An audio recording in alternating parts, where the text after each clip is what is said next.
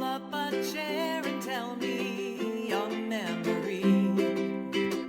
Why does it matter to you? I want to hear your story, your point of view. Tell me what happened to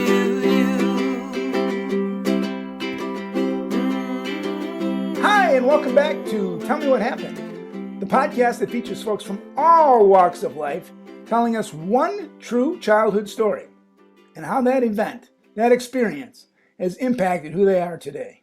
I'm your host, Jay Rehack. Like you, I've had my share of childhood experiences, some of them painful, some of them pretty nice. But I like to think that everything that ever happened to me has made me a better person. Now, that may not be true, but that's the way I like to think. Tell Me What Happened is sponsored by Sidelining Publishing, publishers of quality books, including Susan Salvador's classics, I've Got Peace in My Fingers, and One Little Act of Kindness. All right, today is season 4 premiere, and I pulled off a coup. I got the great Ben Joravsky. Anybody who lives in Chicago knows who this man is, and probably a lot wider than that. But Ben Joravsky is a Chicago Reader columnist, and he's host of the Ben Joravsky Show, a daily podcast. He's also, and probably most importantly, a friend of mine and a man that I have great respect for. Welcome to the show, Ben Joravsky. Thank you, Jay. And let me do some promotion. Jay Rehack was a guest on my show. So I want everybody to go check it out. When you're done listening to this, don't take a break. Just go right back and listen to the show where Jay was on. We do a deep dive on pensions. Now, I promise you, Jay and I will not be discussing pensions on today's show. I know a lot of you out there want me to discuss pensions, and you probably think my earliest childhood memory had to do with pensions. But that is not true, okay? My earliest childhood memory had nothing to do with pensions. I didn't even know pensions existed until I met Jay Rehack. So anyway, no pension talk today, Jay. All right, Ben, no pension talk, but I'm glad that you did mention your show. I'm a big fan of your show. It's a heck of a lot bigger than mine, but I'm not comparing sizes. That's not who I am. Anyway, let's move past all that. Yes. Size doesn't matter. Anyway, Ben, are you ready to tell your story? Yes, sir. Now, Ben, what I'm going to do is I'm going to mute myself. Okay. And as soon as you're finished with your story, I'm going to come back and ask you absolutely one question. And that one question is this. How do you think that what happened to you as a child, this experience that you talked about, has impacted who you are today? So take it away, Ben Joravsky. All right, very good. So when Jay asked me to come on the show and recollect a memory that shaped who I am, I had a lot of memories to recollect, ladies and gentlemen, because I've lived a few years. I am even older than Jay Rehack, if such a thing is possible. So a lot of the memories that I have are traumatic ones. And I was just talking about this with a dear friend. We live in a time where people, I think, are finally coming face to face with the traumas that they experienced in their early ages, in their early days, in their youth.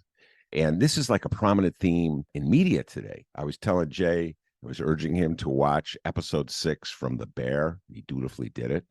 I give him credit. He did his homework. And in episode 6 of The Bear, it's this horrific Christmas dinner in which the family is exposed to all the toxicity of the other family members. Everybody's nuts in their own way. Everybody's embittered. Everybody's traumatized. There's people who drink too much, can't control the liquor, et cetera, and so forth. And it's just like a devilish brew that poisons absolutely every character. And I could tell you a few stories like that. I could, Jay Rehack. But I decided to go in a different direction and not deal with stories that traumatize me, but in a sense, a story that sort of shaped me. And it's a story I've never told before, but it's a story I've been thinking about because, Jay, actually, I've been thinking a lot about this stuff as I move on with each advancing day. So this story goes back to the summer of 1965, ladies and gentlemen, 1965. I was 9 years old. But in those days, my family lived in Rhode Island. I used to live in Rhode Island before my family moved to Evanston.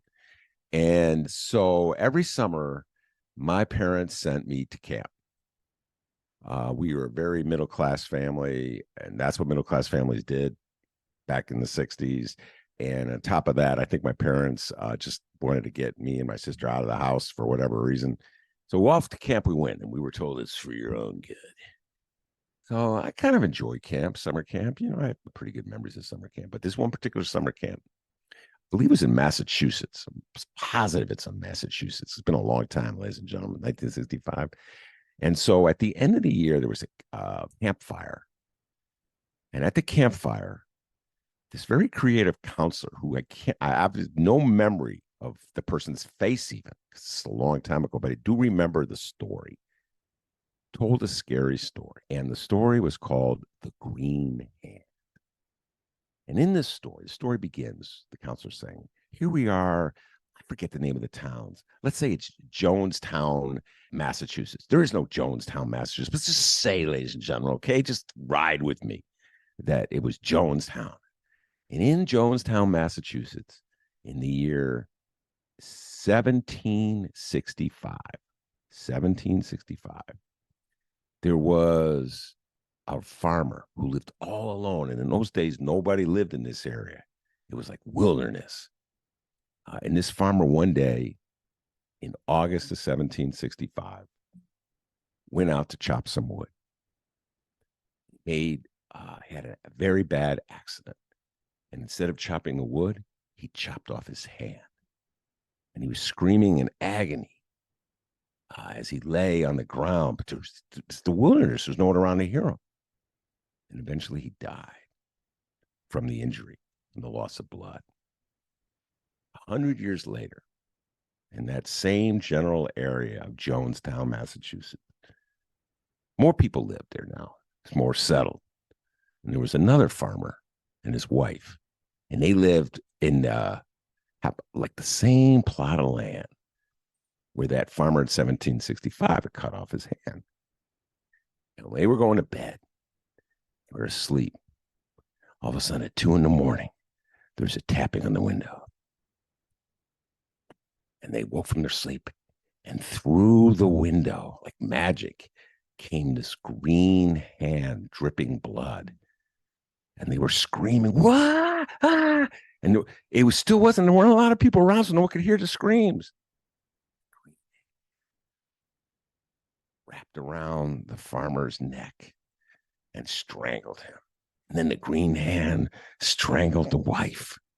And their body, I'm sorry, people, their bodies were discovered the next day.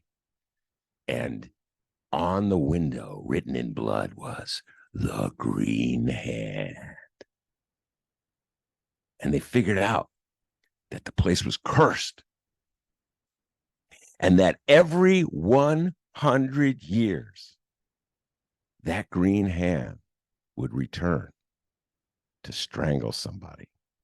And that last time the green hand was there was August 1865. Well, kids, guess what it is now? August 1965. The green. That was the story the guy told. That's my memory of the story. I think he probably did a better job, but that's my memory of the story. I was like horrified. I'm like, I'm so scared of the green hand. The green hand's gonna get me. Oh no. That night, I tossed and turned the little tent that we had, you know. Thankfully, there was no green hand, ladies and gentlemen. The next year, I went on to 5th grade, young scholar at Barrington Elementary School. And one day, like 4 months into the school year, long after, it was probably 66 by now. Yeah, Jay Rehak. It was probably 1966. Jay Rehak. Just like a young Jay Rehak in 1966, listening to Shindig and Hullabaloo, okay? And the Monkees. He loved the Monkees, man. But I'm not reminiscing about Jay. Just go 1966, young Jay Rehak. 1966, 5th grade, the teacher calls us in. She goes, all right, class, your next assignment is you have to write a story. You have to write a story. You have to, do your own story. I'm like, I don't know what to write about. I wasn't the greatest of all scholars, ladies and gentlemen. And I'm thinking, finally it hit me. Why don't you write The Green Hand? That's a story. So it was still fresh in the memory. I probably have even better memory of it then, obviously, than I do now. So I wrote it out. I wrote the story of The Green Hand. I like a page and a half. I turned it in. And the next day or whenever it was that the teacher had graded the papers, the teacher did something for me that has never happened to me before or since. The teacher called me out. She said, "The best story, I must share this with you, is by Benny Joravsky." Everybody called me Benny. And it's called The Green Hand. And this teacher read my story to the class. When she was done reading The Green Hand, which is essentially the exact same story I told you, ladies and gentlemen, only, you got to give me credit for this, I changed it from Jonestown, Massachusetts, and August of 1965. Yeah, give me credit. I updated it to, like, let's say whatever, it's February 66 and Barrington, Rhode Island. So, when she was done, the class burst into applause. Ladies and gentlemen, they clapped, they cheered. The story, I was sitting there basking in the glory of it all. I kind of felt like what? Beatles or something. It's like one time in a moment, like people spontaneously cheered. And I have now spent the last 40-something years of my life as a writer. And I have essentially done as a writer what I did back as a kid in that class. I listened carefully. I recreated what I heard as best I could, and I put it in story-like form. And I've been doing that now, ladies and gentlemen, since roughly 1979, Jay Rehack, 1979. I've never had anybody burst into spontaneous applause for anything I wrote. I have had a few moments, like on a train. This is, any reader writer can tell you they probably had a moment like this. I'm sitting on the subway and I'm watching someone reading one of my articles, which is a real trip to do for many different reasons. But I think I really believe in many ways that my life as a writer, as a nonfiction journalist, began back in 1965 with my retelling of the story of The Green Hand. And just to remind you, ladies and gentlemen, I had it wrong. In actuality, The Green Hand lived in Chicago, Illinois. And it was August of, I got to do the math, Jay Rehab. It was August of 1723. God, I'm bad at math. Good thing I was a writer. So that's my story, Jay Rehack, The Green Hand. Well, Ben, I'm going to look at your stories a little differently from now on. I didn't realize you were a horror fiction fan back in the day. And were you worried at all that somebody was going to say, "Hey, I heard that story before"? Or did that come into your head at all, or not at all? In 1965, never. Yeah. Absolutely, it didn't occur to me. I was just desperate, man. I had to get something in, and I did The Green Hand.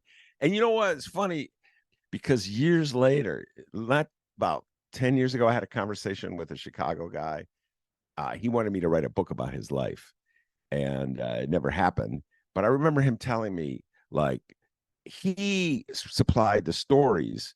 I had the easy job because I just wrote them down. And I'm like, oh, this is the guy who never listened to anyone. Okay, I'm not going to mention his name. Yeah, He right. never listened to anyone. So I go, it's not hard to listen, huh? I got to listen to you. And I got to write down what you say. And I got to put it in a coherent order. Oh, that's nothing, huh? You, in his mind, it was just like whatever came out of his mouth was the real stuff. You know what I mean? And so whatever I did as the as told to guy, effectively, Yeah. I was an as told to writer writing the official story of the Green Hand. I was the Green Hand's ghostwriter, if you will.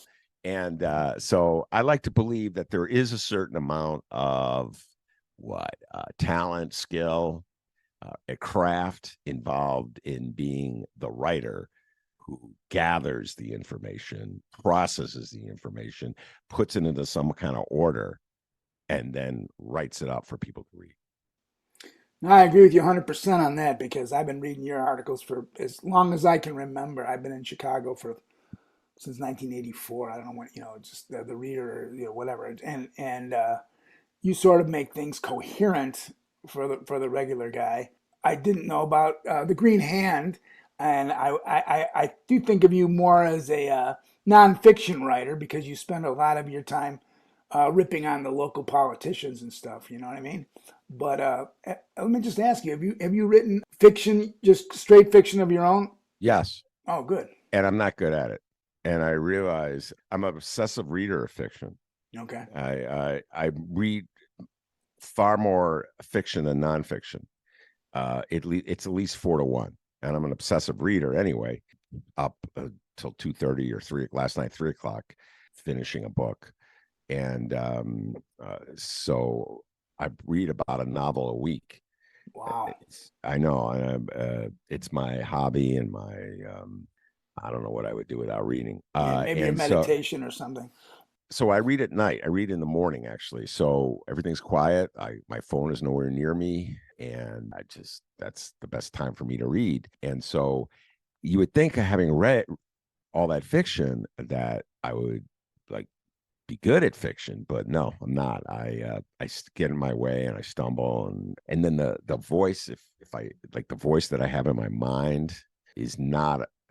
It's a nonfiction voice. It's so weird, but it's got it like a narrative. It's got its form. It's what I'm familiar with. It's what I know, and so it doesn't really lend itself to fiction. Though I have tried writing fiction, but not for me. Well, I hope you try it again, but I do love your nonfiction, like everybody in Chicago. So that's pretty cool. You know what I mean? And sorry that you haven't written, more fiction, but again, sort of to the benefit of the rest of us because you're sort of a muckraker. You know what I mean? And I appreciate your story. In a way, it really does speak to who you are, and I think in the sense that you are a great listener, I guess. And you put it, out for us after you hear it. And that's a skill, of course. So, just in short, yeah, how do you think that experience definitely impacted who you are today? Just succinctly. Well, I think that, like any nonfiction writer or any writer, Mm-hmm. it's how do I put this? It's writing is a very solitary experience, and it's a strange experience because it's something you do all by yourself, unless you're obviously a co-writer. I've had a few more than a few over the years, but it's something you do very much by yourself. It's a voice you hear in your head. It's a very strange, almost schizophrenic experience to go through, to be a writer, to hear voices in your head, and then try to get them on the page exact like they sound in your head. And a lot of times, as you know, Jay, because you've done writing, it sounds better in your head than when it comes on the paper. And then there's the rewriting. And then part of the joy, in my opinion, of writing is when you've got the piece, the rough draft. Like I'll show you right here. This is a rough draft on my next reader column, and it's there. So now I'll have the joy of fine-tuning it, deleting passages that don't work, rewriting passages so that they're tighter, funnier, smarter, etc., and so forth. So that process of writing, very solitary process, but then there's the letting go. Yeah. Where you deliver it to the audience, and that moment is a scary moment for me anyway. It's like, because you have no idea how people are going to respond. So I was talking about seeing somebody on the train. Like one time I remember seeing someone, they were reading they were turning the pages of the Reader. This was like the actual newspaper, the Reader. They weren't reading on a phone. And they were turning the pages and they came to my page. And then they turned the page. I'm like, wait, hold on. You're missing. You didn't read. For all I know, they had already read it. Who knows? So, but there's that moment when you deliver it. And so the thing about the green hand, like I recreated what I heard. I got it on the page. It's like the first time I've ever done that. Right. I got through that moment. And then I had the response, the spontaneous applause. Yeah. And I've never had that. I mean, I've done readings, and then people clap. But yeah, you get spontaneous applause. I know you do. I if I do, I'm not there. I'm like literally not on the, like if someone's like, sure, this is so good. This article you wrote about pensions is so good. And they're clapping. But so I feel as though like in some ways I've been chasing that high ever since, you know what I mean? Like, where's the spontaneous? Where's the cheers from the crowd? But you get it bits and pieces. People tell you how much they like your stuff, or they'll send you a nice email or a text or what have you, and and then it accumulates over the years. So you have an impact. People have been reading it, and they remember articles you wrote. So in its own way, it's kind of sort of like that moment in 1966 when it just spread out, Ben. That's all. Yeah, you got the intense. Yeah, you got the injection back in 65, 66, and now you get it in smaller doses. But yeah. Well, thank you. I love it because I am a little bit of a writer, and I think about what motivates me to write stories, etc. And I don't write the same stuff that you write. You're sort of a hard-hitting, I guess, muckraker is what I think of. You sort of break it down for everybody to understand what's going on in this particular town. And I've always appreciated that because I just get angry and write a mean tweet and call it done, and it's like, I'm not going to write a whole article about this. This is the whole thing, just you guys are full of it, full of it. That's it. And I'm done. And I wait for you or somebody else to break it down a little bit more specifically and precisely. So thanks for hanging in there and doing all that all these years. Because, I say the people in this town know who you are. I told people this morning, actually, that I was interviewing you, and they're like, really? That's so cool. I'm like, yeah, I know. I got some big hitters on my season 4. So you're my season 4 opener. You may know that. I'd like to thank you for being on the show. It means a lot to me to connect with you, and we appreciate you.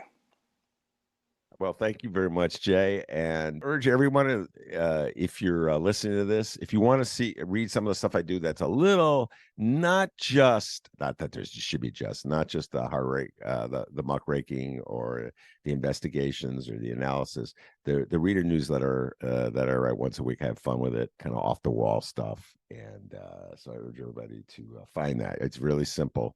Just go to the Chicago Reader and you can find it, and you subscribe, you get it. And it's a little different flavor of sort of slices of life. I enjoyed writing that immensely. In fact, when we're done with this, I got to get back to it and write it because I got a deadline. What else? Another deadline in my life. Another deadline. All right. Well, listen, I'm going to include that link to the Chicago Reader, the weekly, in your bio so that people can get it, okay, and subscribe to it. So absolutely. It's a excellent. Great idea. It's excellent. All right. I'd like to thank my guest, Ben Joravsky, the Ben Joravsky, for being on the show. I'd like to thank my sponsor, Sidelining Publishing, publishers of quality books. And so, until next time, this is Jay Rehak asking you all to please stay safe out there and try not to hurt anybody.